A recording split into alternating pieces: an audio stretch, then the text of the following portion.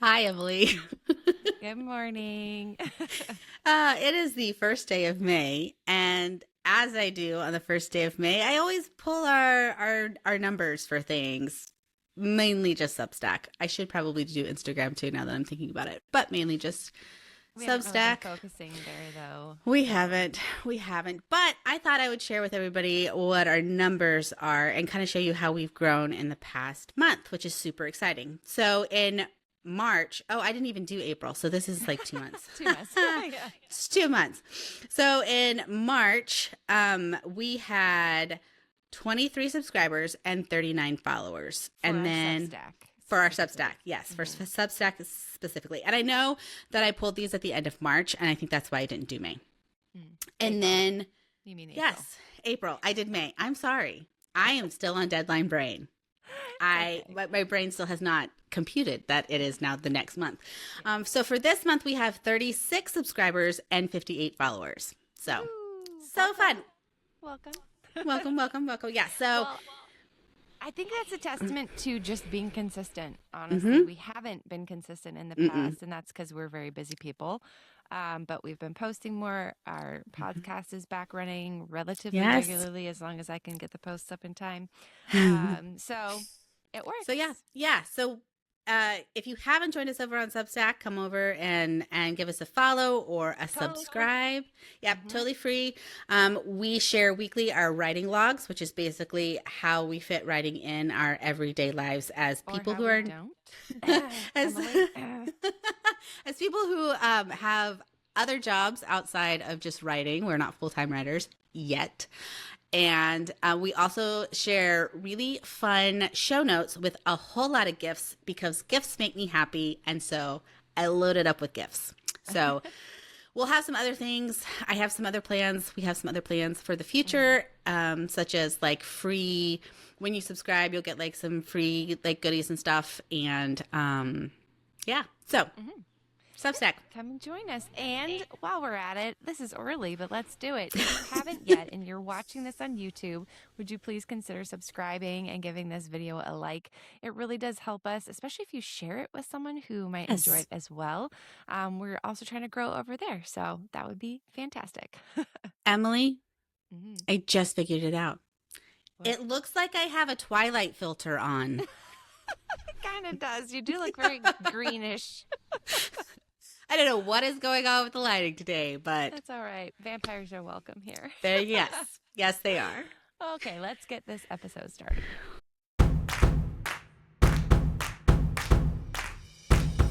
Hi, I'm Emily, author of the Xeris Galaxy Saga, among other things. And I'm Kristen, author of the YA rom-com It Happened at Christmas, among other things. And we're excited to welcome you to The Margins, a podcast where we have candid conversations about the writing life, indie and traditional publishing, the book industry, and more. And today's candid conversation topic is platform building before you have a book deal. Well, I would say both of us have done this, and Yeah. that's one of the reasons why, well, there's several reasons, but one of the reasons why we wanted to talk about this today. Mm-hmm. Um, One of my day jobs is I am a literary assistant, literary agent assistant. And one of the biggest things that I see in the queries that come across my desk are people who have these amazing book ideas and they have amazing ideas of how they're going to build their platform, but they always preface it by saying, as soon as I get a book deal, here is how I plan to grow my audience. I Wah, hate wah. yes, I hate to break it. I hate to break it to these authors, but you're already too late. The Mhm. time to start building your platform is now, not The after you time get is now. the time is now, not after you get the book deal. So all of those grand plans that you have to build your platform around this book idea that you may have, you need to start now. You need to start Mhm. putting legs to those ideas now. Hmm. And actually, I want to jump in here really quick, which is not something we talked about talking about, but I'm going to bring it up here because there are a few people that I follow on Instagram, which is my personally biggest platform at this point, and one of them recently, well, not super recently, but he is coming out with a book, and I think he's felt some backlash because he's a very prolific bookstagrammer. always sharing recommendations, really platforming indie authors. Like he does a really good job of just like providing a ton of content. And now he's got a book coming. And I think people are like, oh, we've been gypped. How dare this, bookstagrammer ride the wave of popularity and come out with a book? And he's spoken on this himself, but part of it is that he's always been a writer. And so starting this bookstagram was a way, which I think a lot of people do this. I did this to gain a platform before having, an actual product to sell. But I wonder, and this is not a critique on him or anyone else who's done this, but I wonder if it's better to, wherever you're at now with your current existing platform, whether that be it's starting tomorrow or you've like got 100 followers or whatever, to maybe express your purpose early on. Now, Yeah. again, this is like totally like out of left field because it's not on the notes that we're talking about today, but it just came to mind. Because we don't want people to think that we're building something that is just going to be like a stepping stool to something else. Now, it kind of is, and that's not a bad thing. Um, but I made sure when I kind of really committed to bookstagramming that I shared additionally about my writing and about like my love of writing and books that I wanted to publish and things like that early on. Again, this is not a critique. I think you can do however you want to do it. But as we jump into kind of our suggestions on how you might begin to build this platform, just consider, I guess, my thing, which is like a whole nother conversation, but be genuine with who Well, you are and what you want to do. and to piggyback off of that a little bit, I mean, I have said it on the podcast before. I have, told people in conversations, but in this age of so much AI and so much of readers questioning and publishers questioning, like, oh, was this written with AI? With this, when you bring people in early in your process, you automatically are starting to create that fan club behind what you're working on. So if you start mentioning early, oh, hey guys, yes, I'm a bookstagrammer, but also I have this book project that I'm working on. Would you read a story with X, Y, and Z? Get them excited about it, because then what's going to happen is your followers are going to be like, oh, hey, yes, I know that you're working on that book, but like, when is it coming out? Because we would really like to read it. And it kind of, it gives you the momentum because people are interested in it, but then it also brings people along on the journey. So when the book comes out, your readers are like, I was there when this was just a kernel of an idea. I even know some big authors. Adrienne Young is one of them, but I remember when she was talking about Project Red Door, and she kept talking about Project Red Door. And I mean, she never really said a whole lot, but she would always just like, drop little nuggets of like, oh, I'm working on Project Red Door. And it got enough readers. I mean, if she published a grocery list, I would probably read it. So this is probably a bad example, but it got her readers really interested in this Project Red Door. And so then when it came out as, I think that one was June Farrow, people were like, oh my gosh, I remember when she was like first talking about it, and it didn't even have a title, and it was Project Red Door, and they'll just eat it up. And so that's another bonus, I guess, to always just being transparent about, like, yes, I am a bookstagrammer and I love doing this. Or maybe you're cooking, like maybe it's cooking, Yeah. maybe it's like whatever your thing is. But if you Right. always kind of bring in like, yes, I'm a writer too, and I write this book, and this is what it's about, then people are just gonna Well, champion you. and to this guy's, credit in a sense, like Hmm. I feel like he started to do that, and I kind of saw the Yeah. writing on the wall as like, oh, he's, and again, I do not think he did it to like trick any of his Mhm. followers or anything like that. I am excited for his book to come out and Yeah. whatnot, even though it's not really my genre. I'm like, hey, I follow this guy for a long time. Yep. He's got some interesting takes. But then also just thought of someone else recently. Again, I won't say names because I'm not here to point fingers, and it's not a negative thing. Yeah. But she had a bookstagram, and then all of a sudden she like posted, she's like, just kidding. This is now not going to be a bookstagram. It's my writergram. And she completely shifted gears. And I think that like I respected that because she kind of clearly made a line in the sand and said, I have built a following based on my book reviewing and bookstagramming. I'm going to change things from now on. So for me, it was kind of like, I've always wanted to be a writer, but I love to read. So here's my bookstagram, but hey, I'm writing on the side. And then it Yeah. was kind of like, well, and I think all of my followers know that I have like an identity crisis, like multiple times a year of like, what content do I post? And every time I pull them, they want book stuff and they want writing stuff every single Well, time. and I do want to preface it, everything that we're saying by, if you're a bookstagrammer and you had no dream of writing a book, but then all of a sudden you wake up one day and you're like, actually, I think I do want to write. It's not saying that you have to start from scratch. It's not saying that you know, like if you start posting, everybody's going to think you're a fraud. Not saying that at all. It's just, Take people along with you.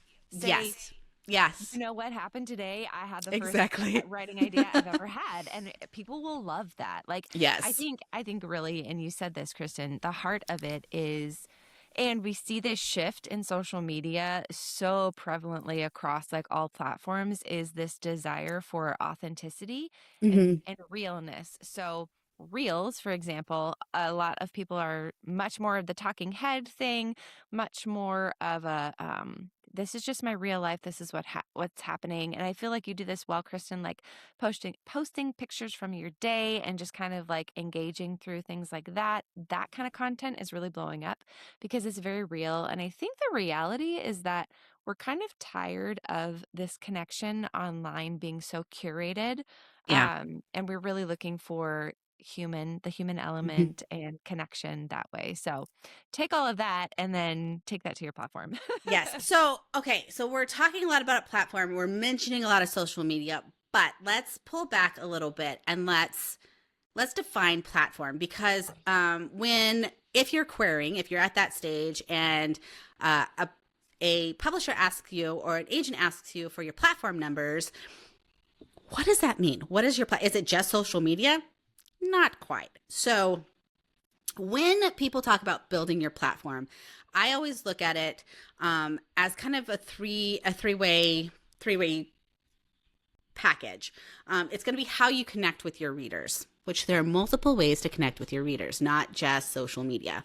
It's going to be where new readers can find you, which again, other ways than just social media. And then it's where readers can follow you, which is kind of the big like social media part of the package. Mm-hmm. So I see it as it's more than just a follower count on your platforms, although that is a huge part of it. They like to see numbers, but it's going to be social proof that real readers are interested in what you're putting out and that you have a way to connect with them. Mm-hmm.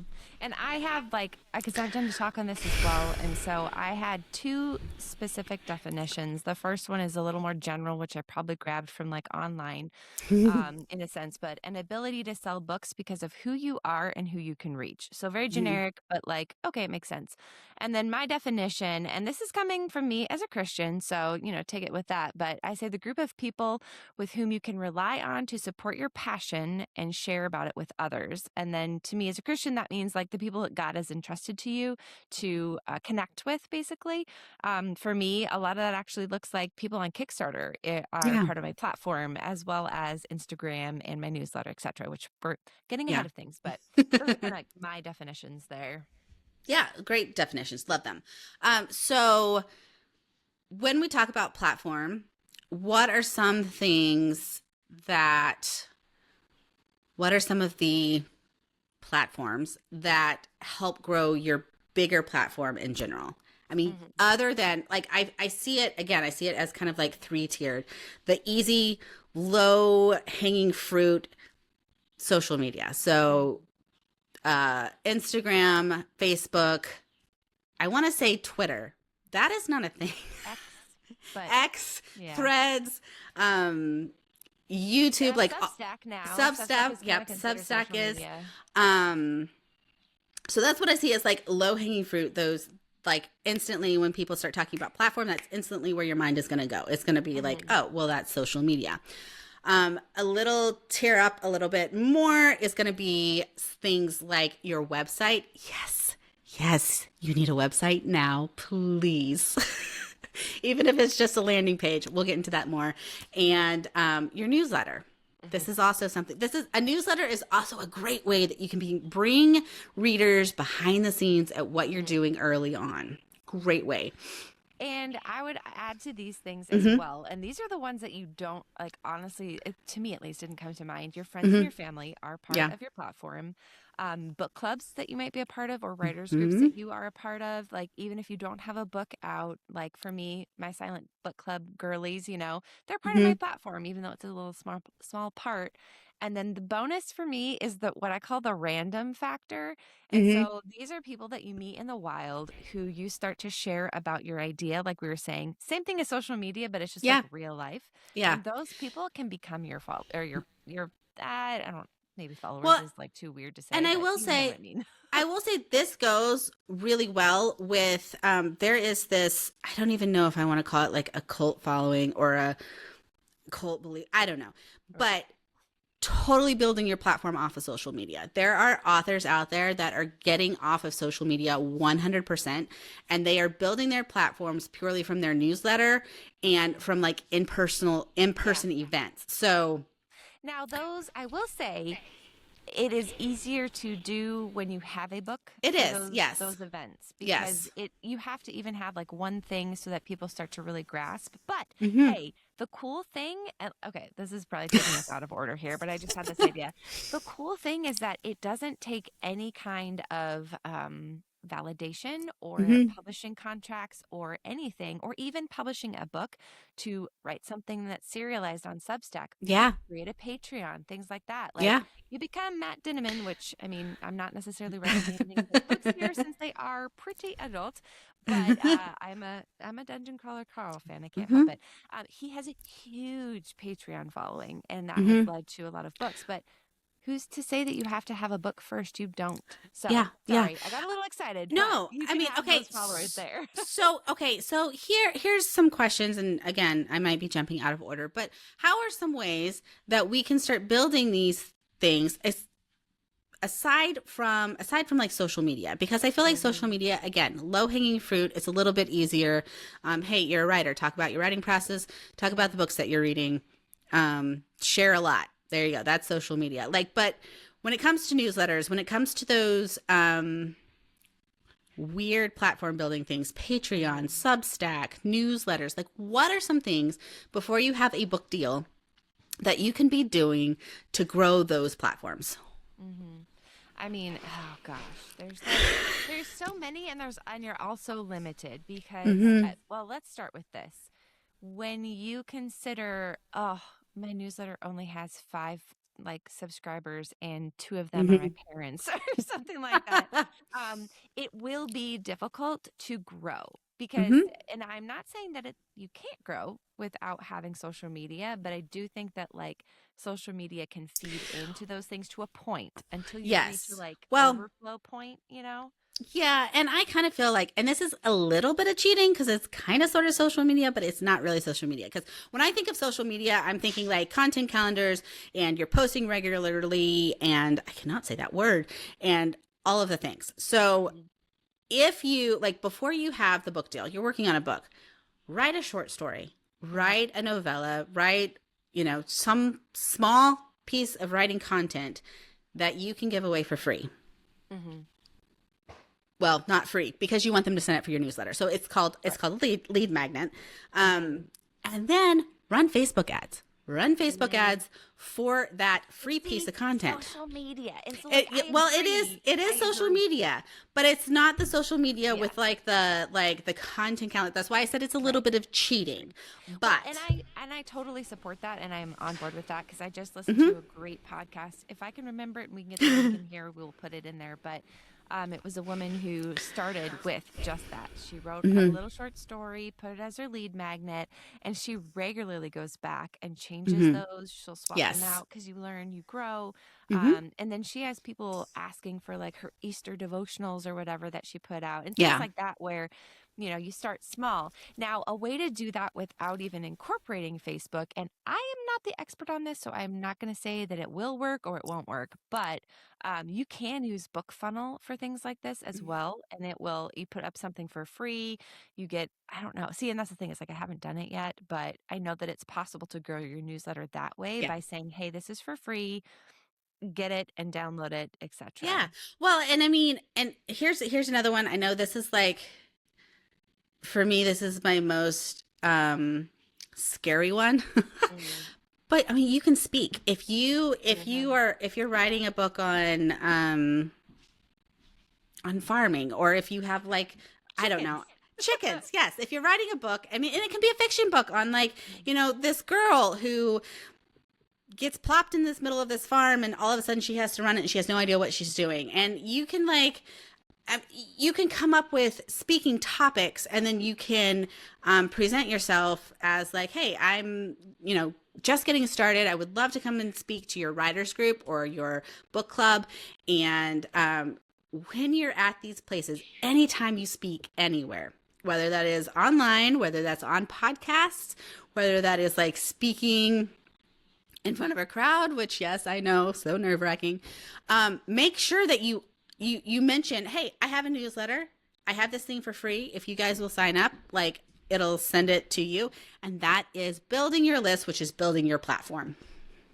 Oh, yeah. And it can be something where you're like honest about it. You're like, hey, I'm trying to grow this. If you guys are interested in these things, just very, very clearly understand up front. And this can change, but understand what you're offering in your newsletter. Yeah. I am not a great example of this. Christen is an excellent example of this, because she's got 2 that go out, and you know what to expect. She's got her favorite things. Like, I love it. And so I'm not the one to talk about that, because I'm more like, hey, I'm just throwing all this stuff out there for you guys. But eventually, maybe in 2027, I'll get better about my newsletter.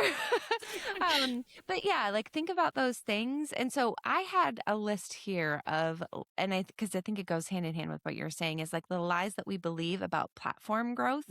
And if you guys can hear in the background, yes, the tornado sirens are going off, but it is just a test. So we are I tried safe. to mute it, but I got to talk too. But I love oh, go ahead. I love the fact that I'm in Oklahoma and there's no tornado sirens going, and you're in Indiana and there's tornado sirens going. So, we have gotten so many tornadoes this year. I mean, thankfully none like on us, but like where we are. Yeah. But yeah, so we tend to believe that we have nothing to offer, which is not true. We tend to believe that we just hope that people will magically follow us, that we need 1 million followers in order to influence anything, or that we have to be involved in all aspects of social media or all platforms. And thankfully, those things are not true. And I love what you're saying, Christen. There's opportunities. I know here locally I say little, to me, it's not a little town, but in our town, there are opportunities to speak to kids at schools about writing. There are opportunities to connect like in groups and things like that around the town. And I just love I love the reality of that, because you don't have to have a book to show them, to say that you are a writer, you're growing in your writing, you're learning about writing, right? Yeah. Yeah. Here's another off the cuff, off the wall, crazy idea to grow your newsletter list is at your library, if they have like a community bulletin board, see if you can put a little something up with like, those old school, and I don't know if they even do this anymore, if I'm like aging myself, but the piece of paper, and it has like, you can tear off. Yeah. The rip off. Yeah. So it's like, hey, do you want a free story? Just, rip off one of these little, and it can have a QR code on it. Let's bring it up to date, right? They can just 21st century. They can scan the QR code. But that's like an easy way. And it's the library. So those are readers. And when they see free books, they're going to be like, oh yeah, I'm going to get a free book. And it's an author. Like, they're so cool. Like, authors at libraries are like the celebrities, right? So it'd be pretty cool. And you could do that at coffee shops maybe too. Think of where you're going to find readers and like post stuff there. Get permission. But yeah, post stuff there. So, yeah, I guess like if we were to kind of sum up these things, and this is again back to a talk that I've given in the past. So, you're going to kind of be like, wait, where are these things coming from? Maybe we'll do a blog post on it on the Substack. So, make sure you're following. But when I kind of think of like what it looks like to build a platform, there are 6 things. Like I said, we're not going to go into all of them. We're really not going to go into any of them, but maybe hearing them will kind of help you. So, you have to figure out, to me at least, figuring out what your brand is. Your brand is you. And so now you have to figure out, what are you? What do you want to talk about on your social media? Again, if you're doing social media or your newsletter or both, and then how that's going to tie into your future books. Now, it doesn't have to be all connected. I write spacey things and I love that, but I more generally talk about writing for any writer and then connect those things. So I suggest that you figure out who you are as a writer, like what is your identity there? And what does that look like? Are you someone who likes to share about your writing? Are you someone who likes to help others with their writing? Things like that. Then you need to find that audience and where they are. So that might mean going on social media to some extent. Pick a platform. You don't have to do them all. It might be like local writing groups, local schools, local libraries, whatever that looks like, and then connect with them there. And then you want to build genuine relationships with those people. So on social media, that looks like posting, that looks like sharing openly and honestly, like we were talking about. In person, that means maybe doing events like Christen was talking about, and just be active and genuine on those in those areas. Then you want to establish yourself as an authority. And I know that sounds weird, but if you're building a platform before you have anything to offer anyone, um, people need to know why they should follow you. And so, again, like Christen was saying, maybe that looks like pulling in like your high concept, right? And so you're like, hey, if you like books that are like X plus Y, then I really think you're going to love my future book. This is where I'm at in it, things like that. So you give yourself some authority there. And then you got to offer those people a way to support you. So follow your newsletter or your Substack or both, follow you, or like check out your website, follow you on social media, things like that. And then finally, think ahead to where, when you do have a book, how you're going to get that to your readers, how your readers will be able to connect with you and feel like connected to the book, like Christen was saying as well, and use that to push you forward. So I know that was a lot because we skipped really all of the definitions of those things, but I think it is a good roadmap, as an overview to kind of see, okay, this is what it looks like, and it's not a super fast process, and that's okay. So just take it one step at a time. So, Emily, to wrap this all up, can I do something just a little bit crazy? I think you can. Newsletters and platform building is one of my favorite things. So, if you are struggling, or if you have listened to this episode and you're like, I heard everything you said and I'm ready to go, but I have no idea where to start. I have no idea what I want to put in my newsletter, or even like which one to use. Shoot me a DM either on Instagram or even on Substack or email. Send me a carrier pigeon. However, get in contact with me and let's talk. Let's talk for 15, 20 minutes and let's just brainstorm some ways that you can get your author platform going or kickstarted. Like maybe you have started it, but it's kind of floundered out because you aren't really quite sure what to do. So yes, just get in contact with me. Let's schedule a time, 15, 20 minutes, totally free, and we can just talk about it. I would offer, but I have no time right now. I don't really have time either. But like literally, this is my favorite thing. So yeah. And you're very good at it. So definitely Thanks. Thanks. Well, it looks like we have a pub tip from Christen today. Yes. My pub tip is, this is a really easy way to kind of get your platform started if you haven't started. Start a newsletter. Start an author newsletter. It's going to do it. It does a few things. Number one, like author newsletter, your newsletter list is going to, in the long run, benefit you more than a social media post. So that's why I say, let's get a newsletter started. And it also tells you, hey, I am taking myself seriously. I'm starting a newsletter. Let's do this thing. So start a newsletter. Or if you have a newsletter, but you haven't really poured into your newsletter, like figure out a way to get consistent and figure out what you want to post on the monthly, bi-monthly, quarterly, whatever. But yeah, that's Make a newsletter. plan. Make a plan. If you need help with the plan, I'm your girl. I love it. I love it. And then for our listener question, this comes from Bethany. And she asks, what keeps you writing consistently? And then what is your routine? Oh, goodness. Consistently, not me. So I would say in the past, I have been very consistent in writing in the mornings, taking a break at lunch, and shifting to design work in the afternoon. That works really well for me. And then we got a puppy, and none of that worked. And a lot of it's just been, life has just been very different. Not bad, but he just takes a lot of time. And when you work from home, it's hard to deal with. Yeah. So for me, consistency is not there. But what keeps me coming back to the story is honestly a deadline, which is kind of flexible at this point, but that's not a good thing. And the desire to finish the book, even though I feel like it's maybe the worst book I've written ever. It's probably not, but it just feels that way right now. And then I guess the third, like the trifecta of that is like having friends who are like, hey, how's that going? What can we do to get you writing? What's happening? Things like that. Yes. The checkup, the accountability has been helpful. Yes, accountability is massive. For me, I would say probably all of those. The answer to all of those is a deadline.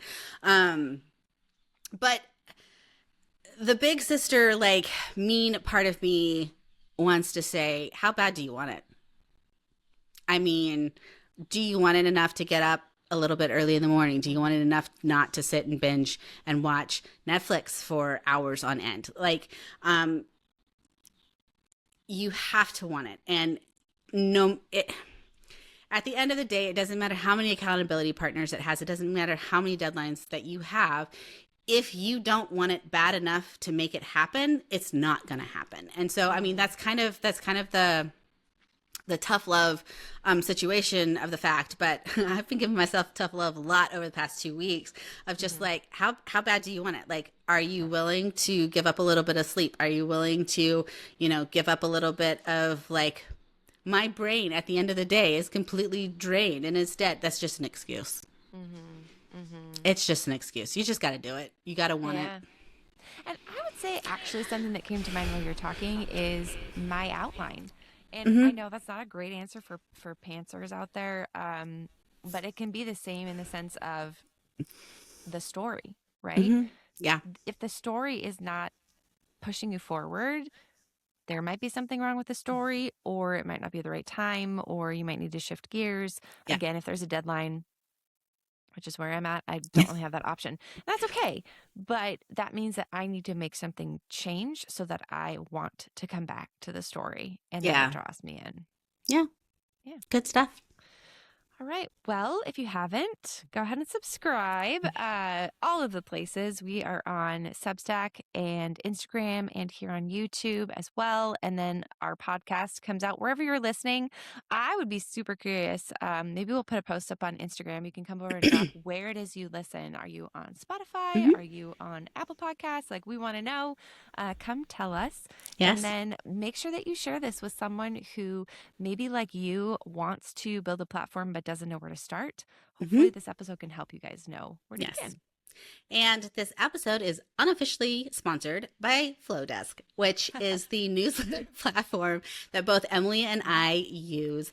And I love it. It's super easy. They are super like pretty to look at, which is one of the reasons why I like using them so much. And their price point I think is pretty good as well. It's a bit of an investment, I will say that. It is. But it's unlimited. Like at this point, there's no other that I know of. There's no other email platform that allows you unlimited subscribers, like without a price hike. Yes, and also it's tax deductible if you're a writer.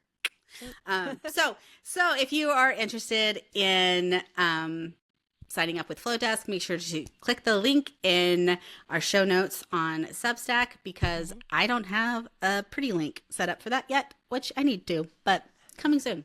But yeah.